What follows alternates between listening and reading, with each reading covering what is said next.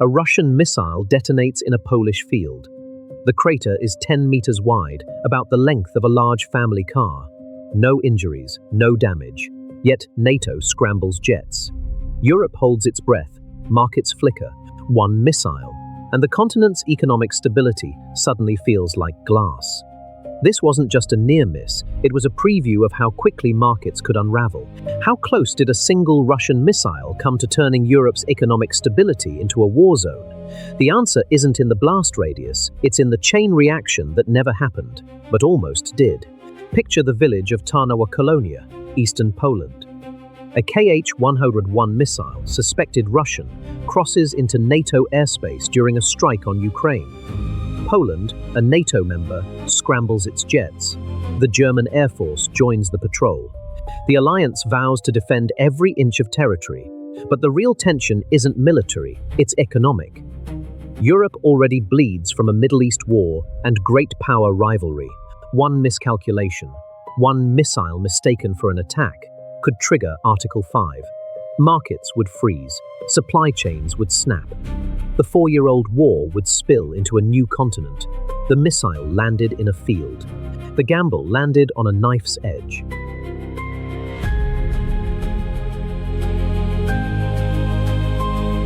A target deep inside western Ukraine. But its guidance system failed, or was it something else?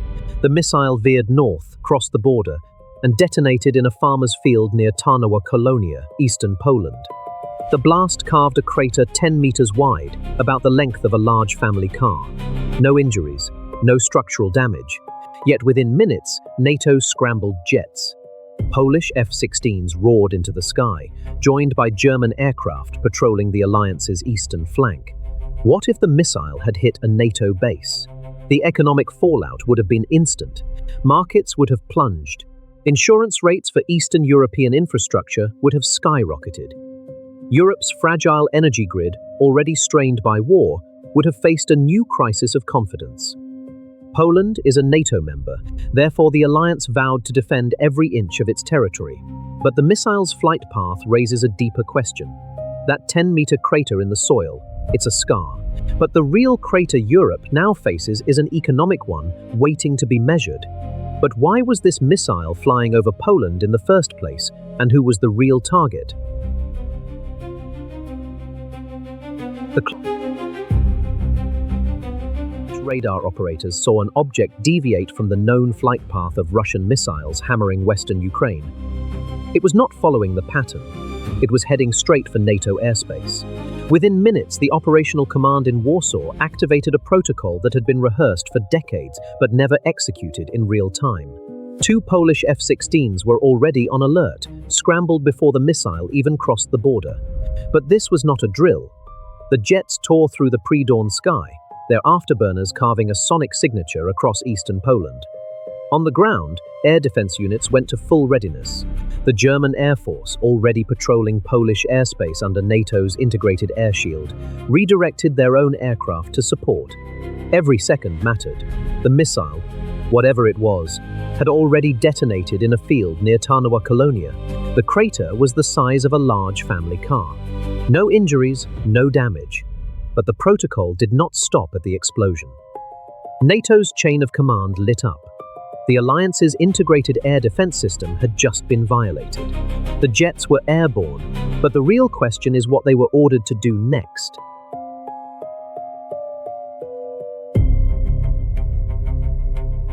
Roughly the length of a large family car. But the real damage wasn't in the soil of Tarnowa Kolonia. It was in the balance sheets of Europe's defense ministries. That morning, as NATO jets screamed over Polish airspace, markets in Berlin, Paris, and Warsaw opened with a shudder. Defense stocks surged. The German DAX shed 2% in an hour. Investors weren't just pricing in a single missile, they were pricing in a new reality. 2 wars now competed for Europe's attention and its treasury. The Middle East conflict had already stretched budgets thin. European nations had diverted billions to secure energy routes and naval patrols in the Red Sea. Now, a Russian warhead inside a NATO member's border forced a second front of spending. Poland already spending over 4% of GDP on defense, announced an emergency acceleration of its air defense procurement. Germany, long hesitant, fast-tracked a €5 billion missile shield program. The math was brutal. Every euro spent on one theatre was a euro not spent on the other. Therefore, the risk wasn't just military, it was economic. A two-front security crisis meant higher borrowing, weaker currencies, and slower growth, exactly when Europe could least afford it. The numbers tell a story, but the real risk lies in what they don't show. Subscribe to stay ahead of the next economic tipping point. Time NATO scrambles jets, the bill runs into millions. Fuel, maintenance, crew hours, and that's just for one alert. Now multiply by the number of false alarms since the missile hit that Polish field. The alliance's vow to defend every inch of territory sounds resolute. But it also locks Europe into a permanent state of high alert. A readiness that drains budgets already strained by 4 years of war next door. Germany's Air Force patrolled Polish skies that day. A show of solidarity. Yet the cost isn't just financial, it's strategic. Russia watches. It sees NATO's reflexive response, the scramble of warplanes over a crater that caused no injuries. Was the missile a navigation error or a deliberate probe? A test of how fast the alliance reacts and how far it will go. If Moscow learns that a single stray weapon can trigger a full air policing operation, it gains a cheap tool for disruption. The very mechanism designed to deter aggression now becomes a lever for exhaustion. The promise was meant to deter, but what if it's now the very thing that escalates?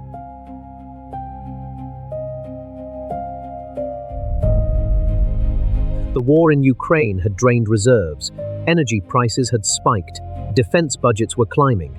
But the missile that landed in a Polish field, without causing a single injury, changed the math. Therefore, the question is no longer if Europe can afford to defend itself. It's whether it can afford not to. Every NATO scramble costs millions. Every new sanctions package risks retaliation. Russia could cut gas flows again. Europe's industrial heartland would stall. The point of no return is not a single event. It's a cascade, not 10 meters wide, but wide enough to swallow decades of growth. Germany's chemical plants, France's steel mills, Italy's manufacturing, all depend on stable energy. One disruption and supply chains snap.